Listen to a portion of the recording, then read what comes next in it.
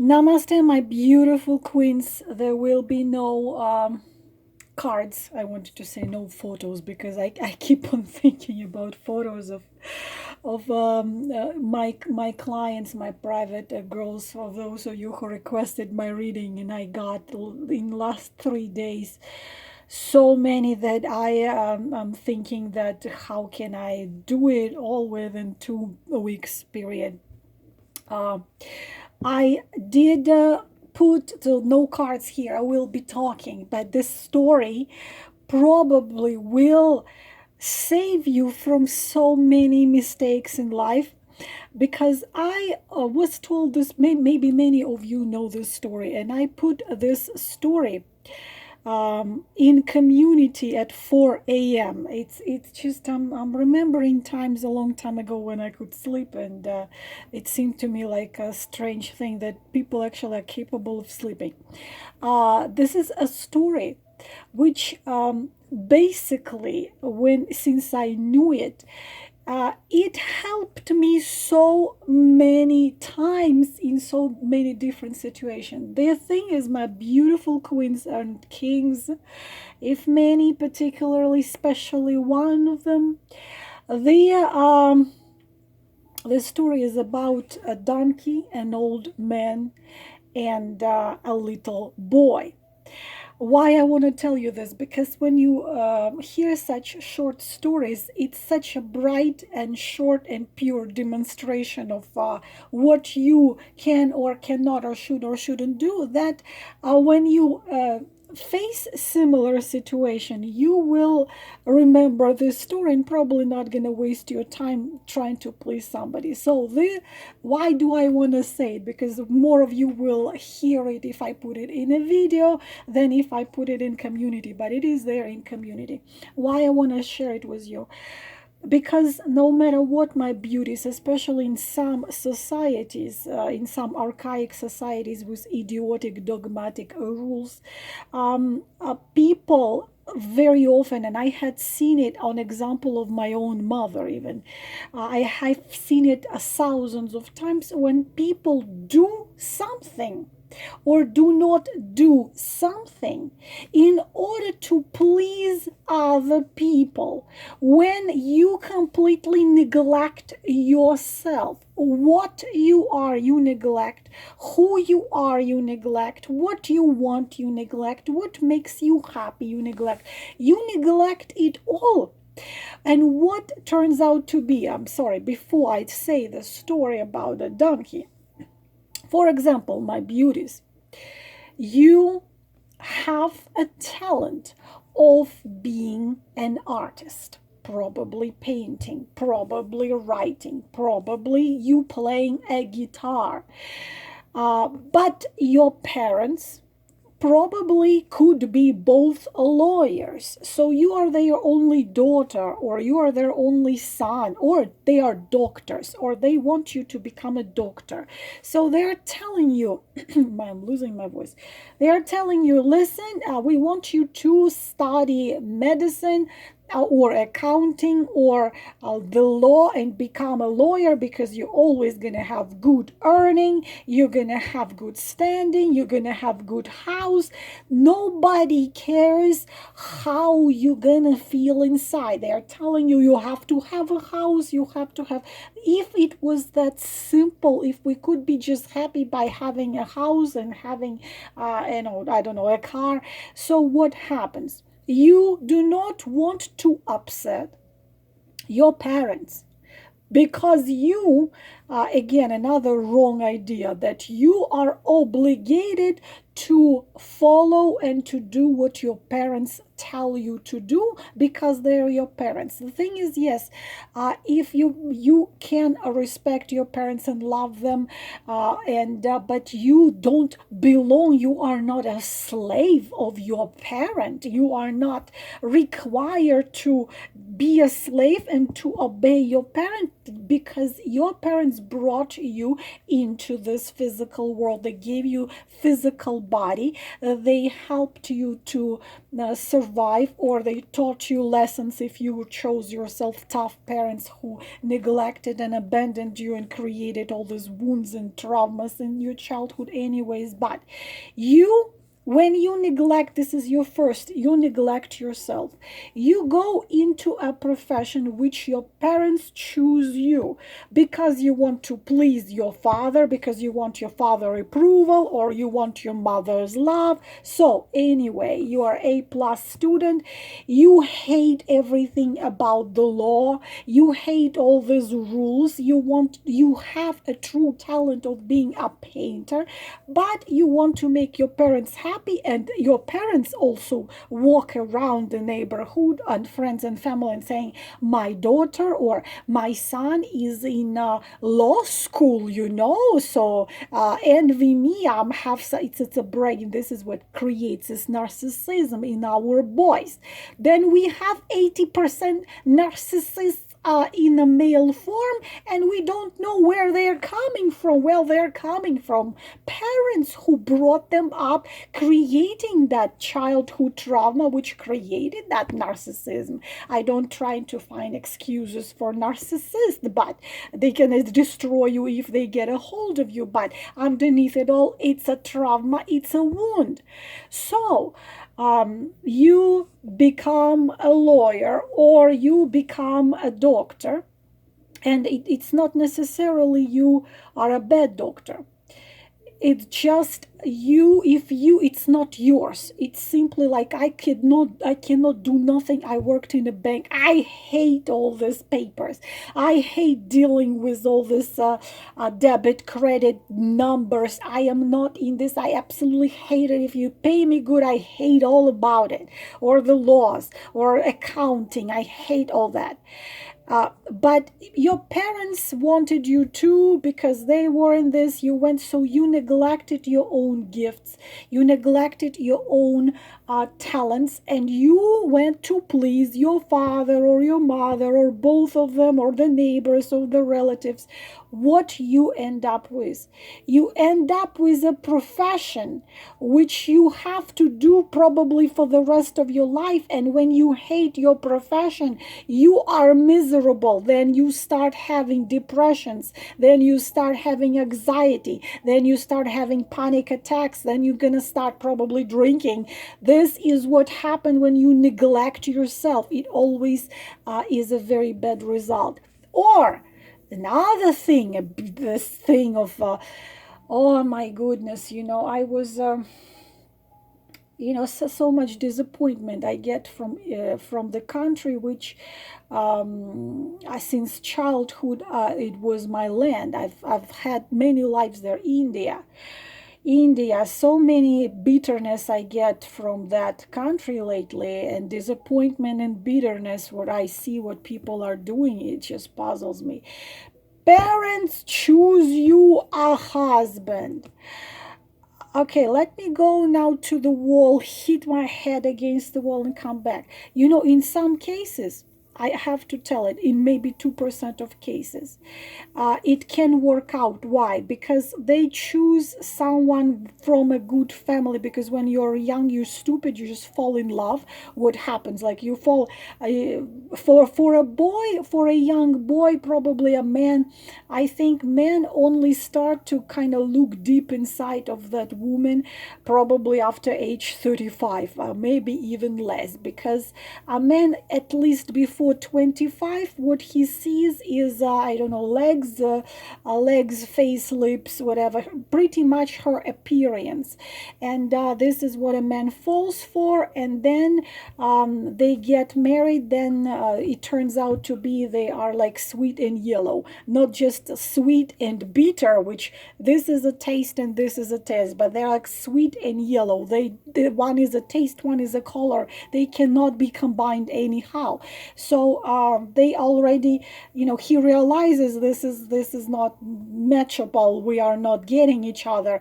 But oh well, we are already married. We already have a house. We already have 17 children. What we're gonna do now?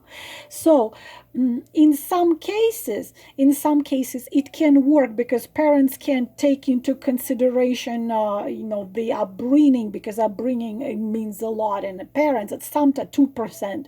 But in the rest of it, what happens, and it's not just India, Eastern countries, still you see your husband. It still happens 21st century. You see your husband for the first time when when you're getting married. Oh hello, how they gonna sleep together and just see each other for the first time? I just don't get it. Maybe it's a psychopath. Maybe he's a good boy outside, and then I'm sorry, in love making he has some strange things he would like to do with you, or maybe I don't know. And now you stuck with him. Now you're married to him. Now he's your husband. So the thing is that parents choose you a husband. You are the one who's gonna live with that husband, not your parents. Stop being this sheep. Stop being this sheep which must obey parents, your husband, your in-laws, your religion, your society, your dogmas. You are no sheep. You are no slave of someone. You are eternal, immortal being of light, of the source of the creation, which had lived thousands of times and will be living thousands of times. And your parents, which you are supposed, society tells you you must obey and be their slave, they probably lived 103 lives while you lived 5,000. You could be 5,000 years older than your parents and wiser than your parents. I don't tell you, send your parents to hell, but if they tell you you must do this and you feel that it's not yours, why you must neglect and abandon your gifts, your calling, your purpose, and your own joy and happiness just to please your parents? In this life, they are your parents. In next life, they're probably going to be your neighbors. You must obey nobody. This is your life. You have the right to make your mistakes, to fix your mistakes, to learn your mistakes. If you're a slave, you just obey. When you're a slave, you don't learn anything because you just obey and you constantly feel like you're in a cage. So, people, this is still people. When you are neglecting yourself, when you're abandoning yourself and you're neglecting yourself and you go against yourself just to please parents, neighbors, society you living, something like this, you are being screwed up big time, because you cannot please others without making yourself miserable. No matter how much you try to please others, whether it's your parents or neighbors or society, it's going nowhere. And now I will tell you this short story, how useless it is and even ridiculous it is when you're trying to depend on what people say. Very simple story. Tell this story to your children. I told this story to my children. So, very simple story. A donkey and an elderly man and a 5-year-old kid. They are walking from somewhere to their home village. So the donkey walks with some light something on his back, and the elderly man walks and a little kid walks. They all three of them just walk. So they're passing by one village. And people who see them, they start pointing fingers at them, saying, look at these idiots. Look at them. They have a donkey, but the donkey walks and they both walking. They should put an elderly guy on the back of a donkey, and the kid just can just walk. He's young, he can walk. It's just so stupid what they're doing. So they're laughing, pointing fingers to them. So an old man gets on the back of a donkey while the kid keeps on walking. They approaching the other area in a different village. People look at them, people pointing fingers and them saying, look at those idiots. The elderly guy is on the back of a donkey while the kid is walking. Well, the kid is weak. He needs to be sitting on. He needs to be riding the donkey. Well, elderly man, he can walk. He's not that old. Okay, the elderly man comes off the donkey, takes the kid, puts him on a donkey, and they keep on walking.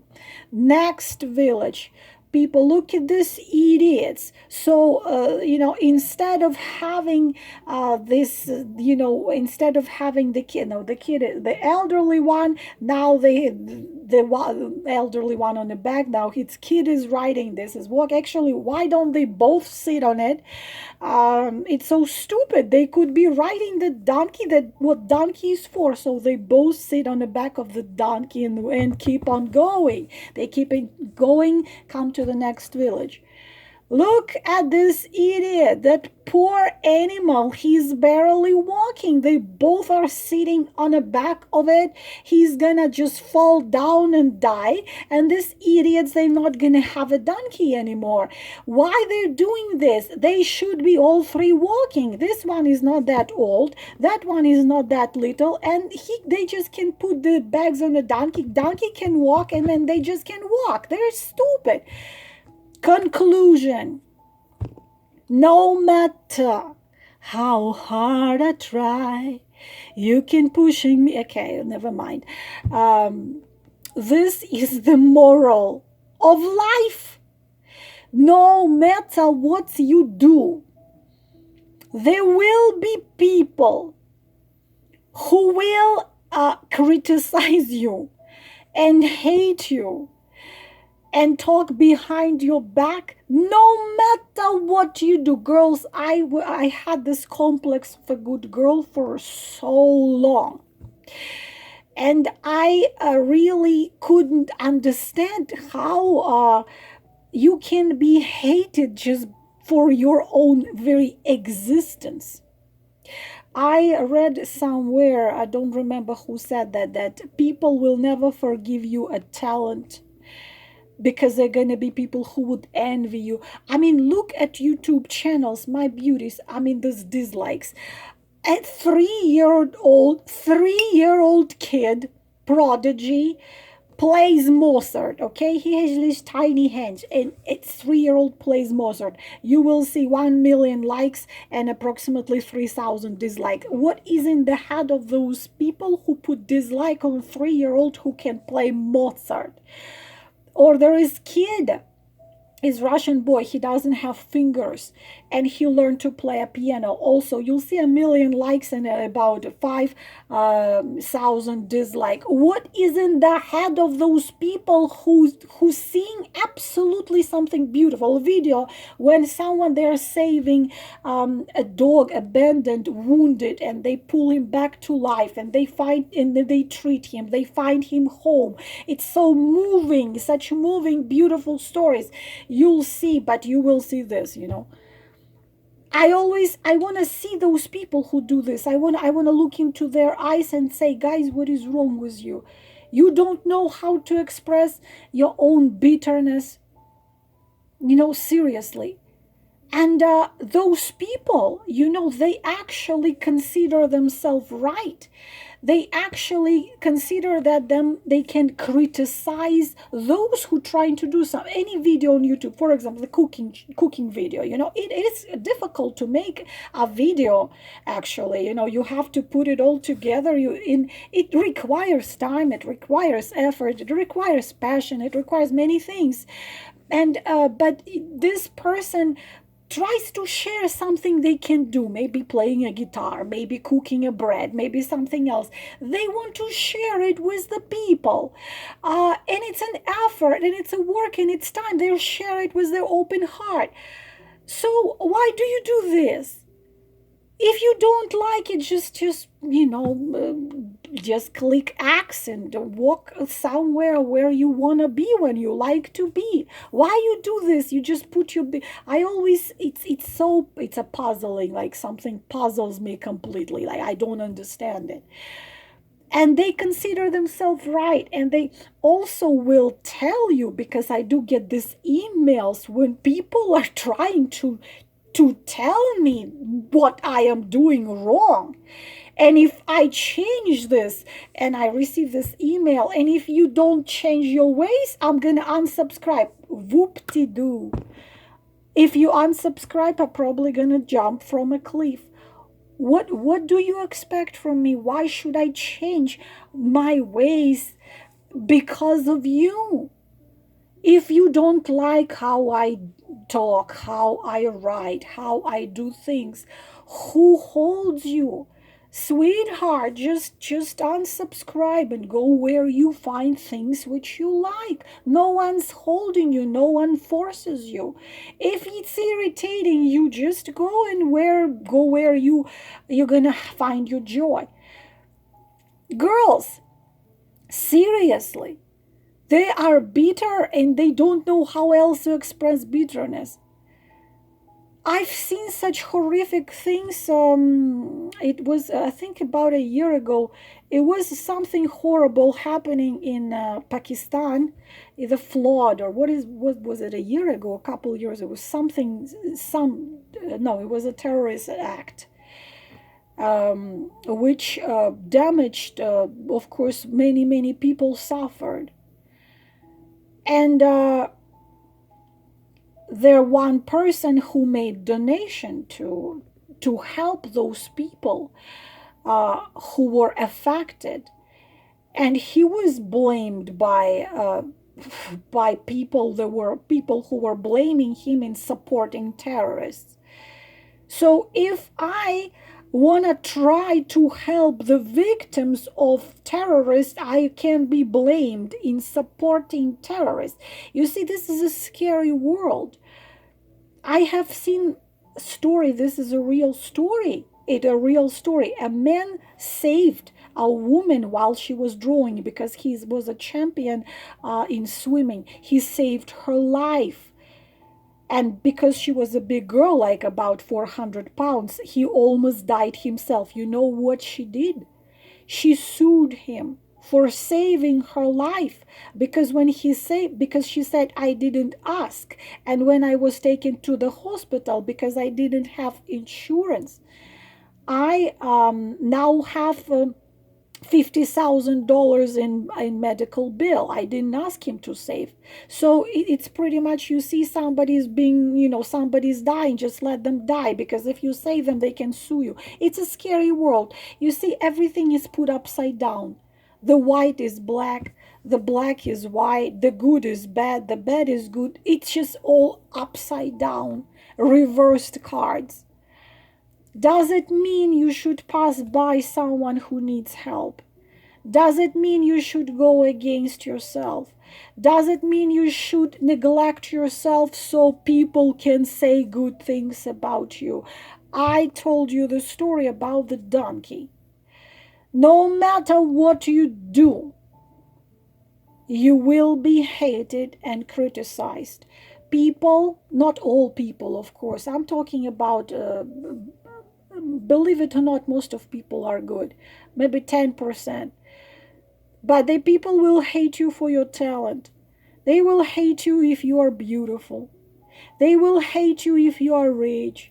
They will hate you if you speak out your mind. Why? Because they are afraid to. You go against society, you are trying to change something, they will hate you. You go against you, because there is expression, those who tell the truth die first. On our planet, the brightest, the lightest, they get destroyed always first. So you only can be safe if you are invisible, pretty much. Because charisma, they will hate you for charisma. They will hate you for intellect. They will hate you for being happy. Girls, this is so scary. There is one more expression. The true friend is not the one who can cry with you. The true friend is the one who can feel happy for you without envy you and wanting to destroy you. Envy is a thing I'm dealing all my life with. I don't know why. I can never understand why. So I end up like hiding in a little corner. Envy. And believe me, people will find what your pure soul, they will envy you.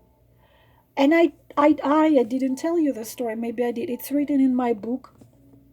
I don't remember where I saw it when I heard it. A woman with a very pure soul comes to a Buddhist monk crying, and she says, Master, why people treat me so horrifically? I always try to help. I always try to give my kindness, give my everything to them, but I end up being betrayed and hurt and being treated so terribly. Why, Master? What am I doing wrong? And the master, that Buddhist guru, Buddhist teacher, he said, you are a mirror, and the pure soul will see their purity in a mirror of you. But the one with shadows will see their own shadows through you, and they will hate you for that. They will hate you for you showing them their own reflection. That's why I tell you, my beauties, if you think I am so wonderful, it's just you are wonderful. But if you see that I do not know what I got yesterday, several emails that I have ego, I am how's it say, almost was called like a something like a Satan, like I'm a false prophet, or I am anti-religion. Yes, religions are dark. Why they are dark, I already explained. It's a cage for the soul. It's dogmas which simply denies fundamental laws of the universe: karma, dharma, samsara, incarnations, especially religions denying incarnations, reincarnations, because this is a fundamental law of all the events in every of your life and who you are, what you are, your development of the soul. The religions denying fundamental law of cosmos and universe are considered dark because they deny the fundamental law, and because they don't explain who you are. They don't have the energies, they don't have frequencies, they don't have chakras, they don't have connection of all beings, they don't have true knowledge in them. They have dogmas and rules. Unfortunately, they are not helping. They are holding people in cage. This is all they are. They are cages. So of course I am against cages. I am for you understanding your infinite power, because you are one with the source, one with the God. You are God, one with it. The wave and the ocean, I gave it so many times. The ocean is God, you are a wave. The wave is one with the ocean. They cannot be separated. This is God and you. You are the part of a source. The source manifests itself in order to grow through each one of us. Each one of us is manifestation of the source, the God, the creative power. Is not a person. We all are it. We all come from it to know life, to learn lesson, come back, come from it. We are all part of it, one with it. We are connected with it. And of course, religions which don't explain this, and not just not explaining this, they hide it, then they are dark. Why dark? Because they convince you in the false things, in the lies. What light can be there where there is a lie? No. Also, they don't explain the structures of universe, the multi-dimensional levels. They don't explain planets. They don't explain a solar system. They don't explain other more developed beings, which we constantly being in contact. They just deny everything, put you in a little tiny box, and you are not a little tiny box. You are much more than that. So Please remember, no matter what you do, no matter how well you are, how kind you are, how good you are, how incredible you always will be criticized by somebody. They will hate you for your beauty, for your talent, for your spark, for your light. The light irritates those who are in dark. They, of course, you will irritate them. For your speaking out, for your, I don't know, whatever beautiful ability you have. They will not hate you if you just melt with the environment, if you're invisible. If you're invisible, you're safe. If you stand out somehow, there will be critics, there will be those criticizing you, hating you, talking behind your back. They always will be there. It's less than more, most of people, it's about 10%, but they always will be there. So do you need to neglect yourself, neglect your gifts, neglect your powers, neglect your purpose because of the people talking? The answer is no, but the choice is yours. I hope it was helpful. I am endlessly adoring, admiring, and loving all of you. Namaste.